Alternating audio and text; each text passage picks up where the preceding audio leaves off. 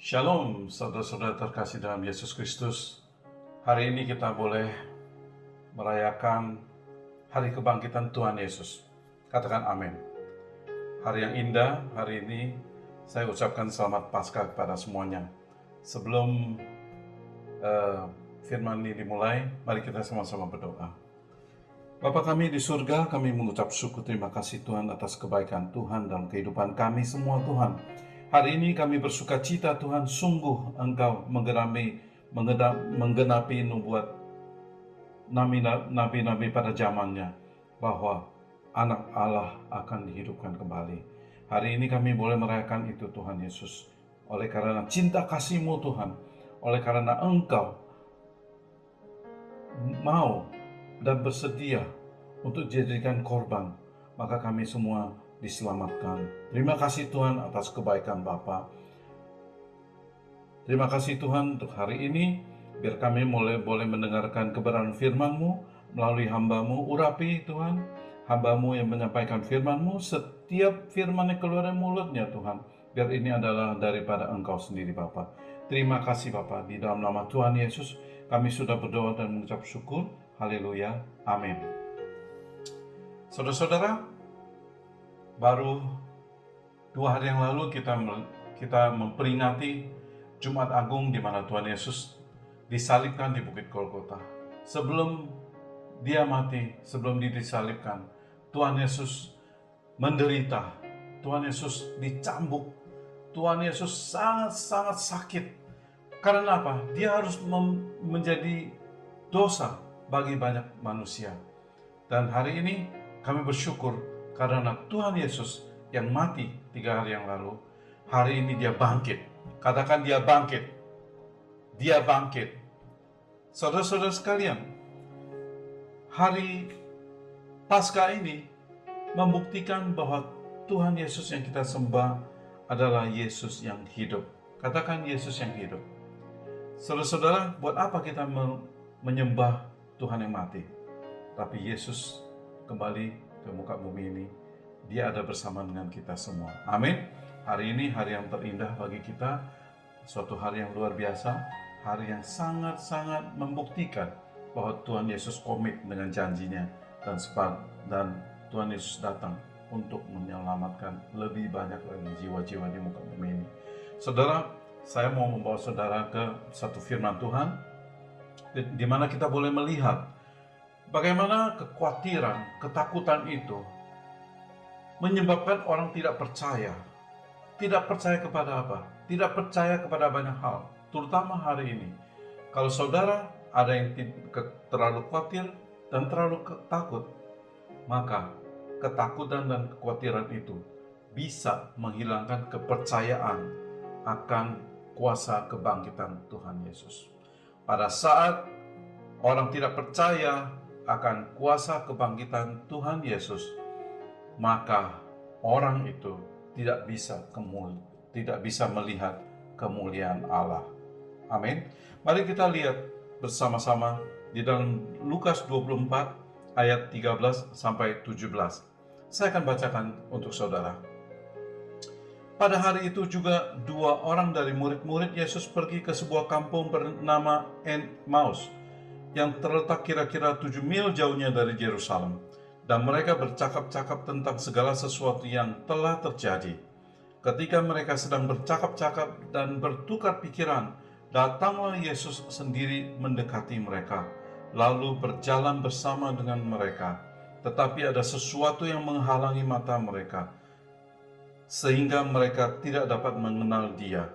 Yesus berkata kepada mereka, "Apakah yang kamu percakapkan sementara kamu berjalan?"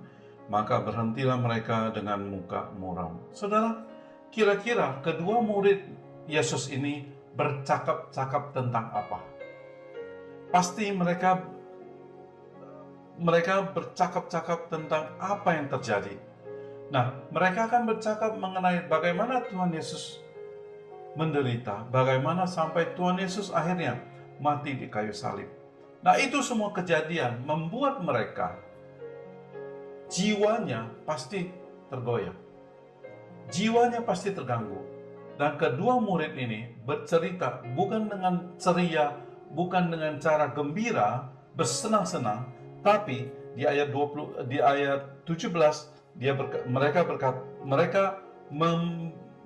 mereka menunjukkan satu muka yang muka muram. Tentunya saya yakin dan percaya mereka berbicara hal-hal yang menyedihkan.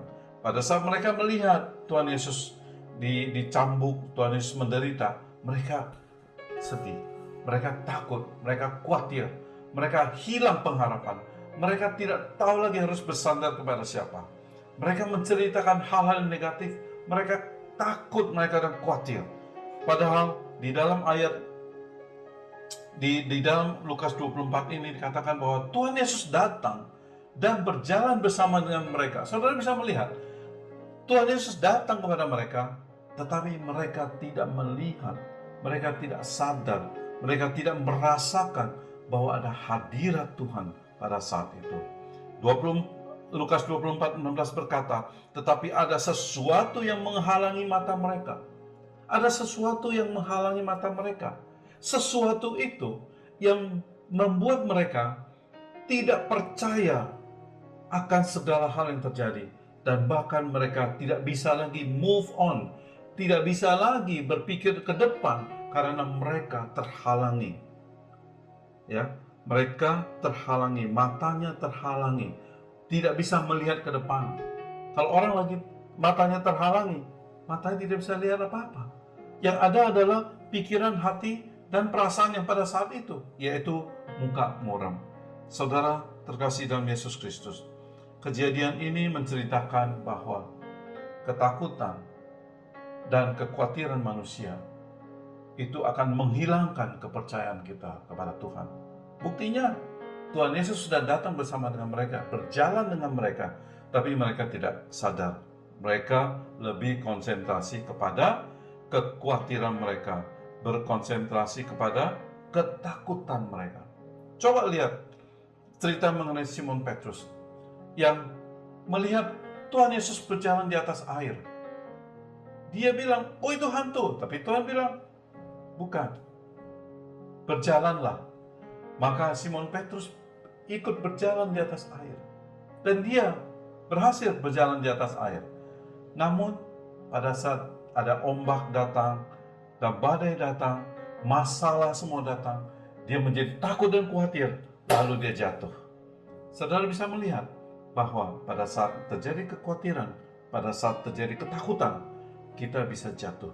Tetapi dalam kisahnya Simon Petrus di Matius 14 ayat 31, Tuhan Yesus berkata, segera Yesus mengulurkan tangannya, memegang dia dan berkata, hai orang yang kurang percaya, mengapa engkau bimbang? See? Kalau kita bimbang, kalau kita takut, kalau kita khawatir, kita akan kehilangan kepercayaan. Maka saudara, hidup ini kita harus jangan khawatir. Kita harus menghilangkan ketakutan dalam hidup ini. Kalau itu semuanya tidak bisa hilang, maka kita tidak bisa percaya.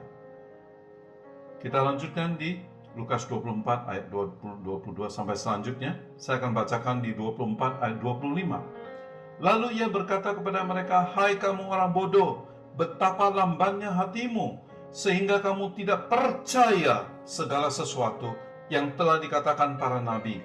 Bukankah Mesias harus menderita semuanya itu untuk masuk ke dalam kemuliaannya? Ada amin? Mesias harus menderita semuanya untuk masuk ke dalam kemuliaan Tuhan.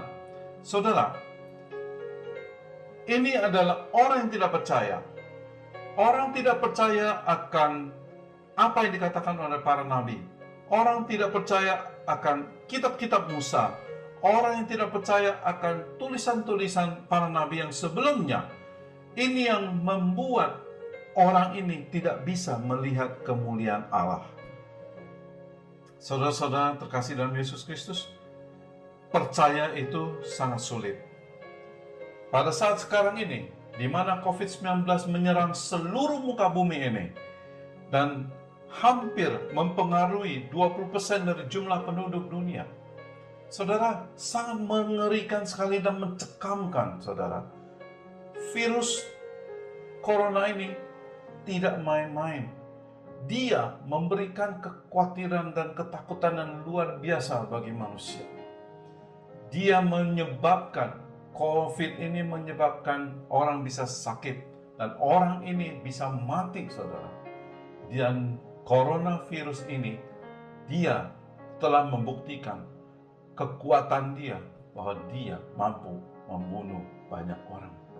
Sampai hari ini, saudara-saudara, data menunjukkan bahwa hampir 20% dari penduduk dunia kena COVID dan hampir 100.000 orang meninggal.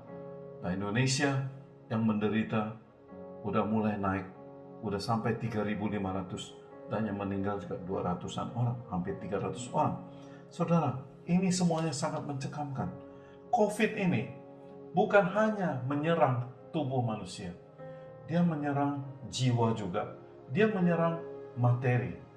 Resesi ekonomi akan datang dan sekarang sedang terjadi. Resesi ekonomi membawa dunia ini akan turun terus. Kesejahteraan akan hilang. Orang akan kehilangan mata pencaharian, gaji semua berkurang, keperluan akan berkurang. Orang akan menjadi berpikir panjang dan lebar bagaimana menghidupkan dia sendiri bersama dengan keluarga dia juga. Keamanan lingkungan sangat-sangat bahaya karena kemungkinan ada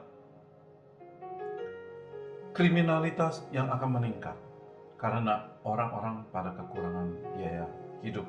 Saudara sekalian, ada juga orang yang bermain di air keruh, memakai suasana ini, menjadikan ini sebuah ajang bagi dia untuk mempromosikan sesuatu.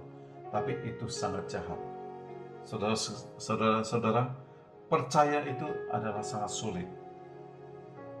Bagi orang yang sehat, bagi orang yang punya uang, bagi orang yang masih bekerja, bagi orang yang masih punya usaha, itu akan gampang percaya kepada Tuhan bahwa semua fine-fine saja.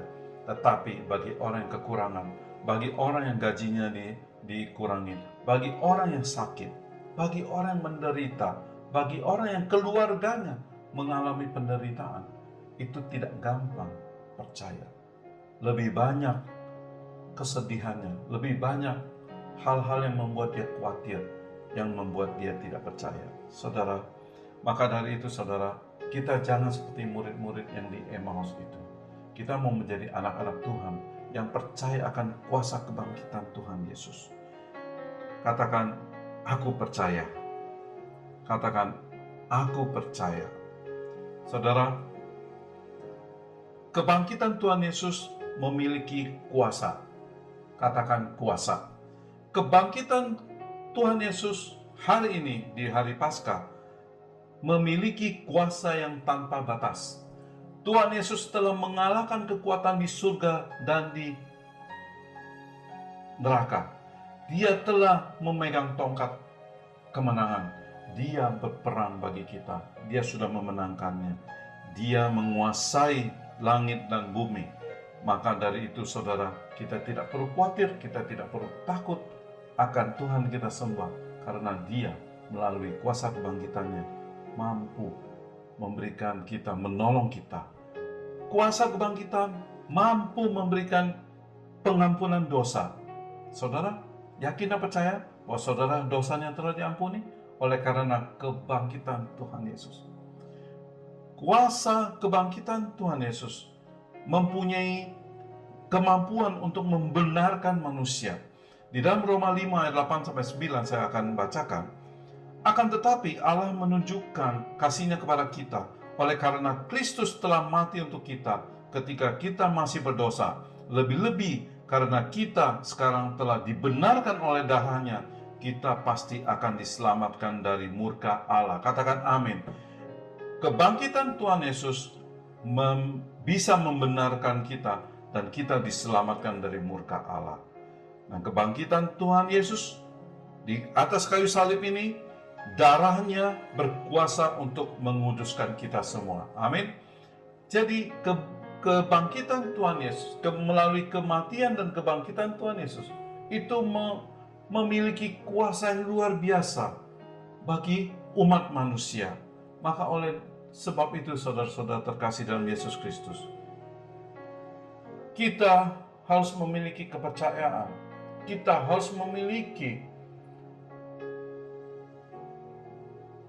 pikiran yang positif di dalam hati pikiran kita semua dan perasaan kita, sehingga kita menjadi orang-orang yang percaya akan kebangkitan Tuhan Yesus. Amin. Nah, pada saat kita percaya akan kuasa kebangkitan Tuhan Yesus, maka kita semua, saudara dan saya, bisa melihat kemuliaan Allah. Katakan kemuliaan Allah. Kita sudah bisa melihat kemuliaan Allah. Apa sih kemuliaan Allah itu? Kemuliaan Allah itu bercerita tentang kuasa Tuhan yang tanpa batas. Amin. Kemuliaan Tuhan itu bercerita tentang Dia memiliki power yang Dia miliki atas bumi dan di surga. Kedua, saudara, kemuliaan Allah adalah Dia telah menggenapi firman Allah. Firman Allah yang diceritakan dari perjanjian lama sampai perjanjian baru, Dia menggenapkan itu semuanya, saudara. Saudara, bukankah Tuhan Yesus kita baik? Saudara bisa bayangkan satu saat kita ini ada di dalam satu ruangan yang sangat gelap sekali. Terjadi COVID maybe, terjadi kebangkrutan maybe, resesi ekonomi, keamanan yang kurang, banyak kriminalitas, dan tidak bisa menanggung lagi kita. Satu ruangan yang sangat gelap sekali yang menutupi kehidupan kita ini. Kita tidak tahu lagi mau cari solusi kemana. Di mana terang itu akan datang? Di mana kita bisa mencari terang? Saudara, di ruangan yang gelap itu yang tadi, saudara bayangkan, dalam situasi yang gelap, situasi yang serba tidak jelas, situasi yang mengecam, situasi yang mengancam kehidupan jasmani, kehidupan materi dan rohani, saudara. Saya mau katakan, dengan kuasa kebangkitan Tuhan Yesus, kita tidak perlu repot-repot mencari terang itu ada di mana, solusi itu ada di mana. Tapi di dalam suasana kegelapan itu, pejamkan matamu, ulurkan tanganmu, dan pegang tangan Tuhan. Dengan kepercayaan penuh, kita bisa merasakan kasih Tuhan. Kita bisa merasakan ada kuasa Tuhan. Kita bisa merasakan kemampuan Tuhan. Kita bisa merasakan keagungan Tuhan, kekudusan Tuhan. Kita bisa merasakan seluruh kemuliaan Tuhan. Bila kita percaya bahwa itu semuanya ada pada Tuhan Yesus, maka kita bisa melihat kemuliaan Tuhan. Dan Dia mampu menyelesaikan segala masalah. Masalah apapun. Mau masalah jasmani, masalah rohani, masalah materi. Itu semua mampu. Tuhan Yesus mampu menyelesaikan segala masalah dalam kehidupan kita semua. Ada amin? Sekarang ini sedang terjadi krisis kepercayaan. Tapi kita tidak mau, anak-anak Tuhan tidak mau terbawa oleh ketidakpercayaan ini. Tapi kita mau bilang kepada Tuhan, bahwa Tuhan, aku percaya kepada kuasa kebangkitan Tuhan. Maka itu semuanya memampukan aku untuk melihat kemuliaan Allah. Dan kemuliaan Allah inilah yang terjadi dalam kehidupanku. Sehingga aku bisa berjalan, aku bisa move on, aku bisa move forward hidup ini. Hidup kita penuh dengan kemuliaan Allah. Pada saat itu saya yakin dan percaya hidup kita ini adalah hidup yang terindah yang kita nikmati dalam bumi ini. Mari kita berdoa. Bapa di surga, kami mengucap syukur terima kasih Tuhan atas kebaikan Tuhan. Tuhan, mampukan kami untuk bisa percaya kepada Tuhan. Kami tidak mau khawatir, kami tidak mau takut Tuhan. Kami tidak mau gelisah, dan kami tidak mau merasakan kehilangan akal maupun kehilangan Tuhan. Tapi kami yang yakin dan percaya, kebangkitan Tuhan Yesus memampukan kita untuk percaya kepada Tuhan. Tuhan satu-satunya, Tuhan yang luar biasa, yang maha kudus, yang berkuasa tanpa batas. Sehingga kami bisa melihat kemuliaan Tuhan. Kami bisa merasakan kemuliaan Tuhan dalam kehidupan kami. Kami bersyukur Tuhan. Kami menjadi orang-orang yang penuh dengan sukacita. Damai sejahtera Tuhan menyertai kita semua. Kami bersyukur Tuhan yang baik, Tuhan yang setia, Tuhan yang tidak pernah tinggalkan kami semua. Kami bersyukur Tuhan datang pada kami dengan kasih Tuhan yang luar biasa. Terima kasih Bapa, terima kasih Yesus, terima kasih Roh Kudus. Materaikan ibadah hari ini dengan kuasa-Mu Tuhan Yesus, sehingga kami boleh mendengar, kami boleh merenungkan, dan kami boleh melakukannya Bapa. Terima kasih Bapa. Di dalam nama Tuhan Yesus, kami sudah berdoa dan mengucap syukur. Haleluya. Amin. Selamat Hari Paskah, Tuhan memberkati.